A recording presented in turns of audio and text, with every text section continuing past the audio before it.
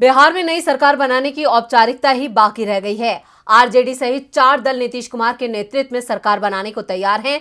JDU, RJD, Congress और हिंदुस्तानी अवाम मोर्चा एक साथ हो सकते हैं।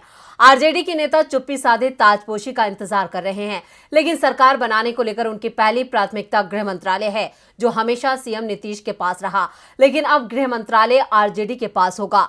क्या है इसके मायने, देखते हैं ये रिपोर्ट। बिहार में बीजेपी सत्ता से बाहर हो चुकी है और बिहार में नई सरकार बनना करीब करीब तय हो चुका है। नीतीश सीएम पद पर बने रहेंगे, लेकिन गृह मंत्रालय अब उनके पास नहीं होगा।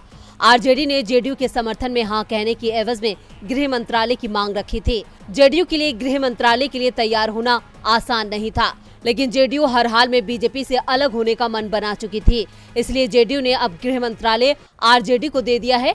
बिहार में बीजेपी जेडीयू को निगलने की तैयारी में थी, इसलिए जेडीयू के लिए पार्टी और सत्ता को बचाए रखना पहली और अंतिम प्राथमिकता थी। तेजस्वी पहले सीएम से कम पर तैयार नहीं थे, लेकिन इस वक्त राज्य से बीजेपी को दूर करना जरूरी था।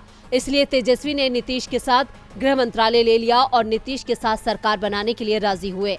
राज्य की राजनीति में बने रहने और केंद्रीय एजेंसियों के एक के बाद एक छापेमारी को देखते हुए राज्य में सरकार में बने रहना जरूरी है। सीबीआई लालू परिवार पर लगातार रेड डालती रही है। पिछली दफा भी जब नीतीश कुमार ने आनन फानन में अपने घर पर विधायकों की मीटिंग बुलाई थी, तो दिल्ली से लेकर पटना में लालू और राबड़ी आवास पर सीबीआई की छापेमारी शुरू हो गई थी। ये महज इत्तेफाक था या आरजेडी को सरकार बनाने से रोकना, लेकिन केंद्रीय एजेंसियों के लिए लालू के बेहद करीबी रहे भोला यादव पर रेड से लालू परिवार को झटका लगा है। इसलिए गृह विभाग आरजेडी के पास आया तो वो केंद्र की बीजेपी सरकार को जवाब दे पाएंगे। साल 2020 के विधानसभा चुनाव में लालू प्रसाद के बगैर तेजस्वी बिहार के सबसे बड़े नेता के तौर पर स्थापित हुए।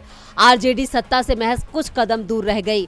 बिहार के भविष्य के नेता तेजस्वी यादव हैं, ये साफ हो गया है। तेजस्वी के पक्ष में राज्य का युवा होना भी जाता है, इसलिए एक बार फिर नीतीश कुमार के साथ आकर बीजेपी के साथ दो हाथ करने की तैयारी में है आरजेडी।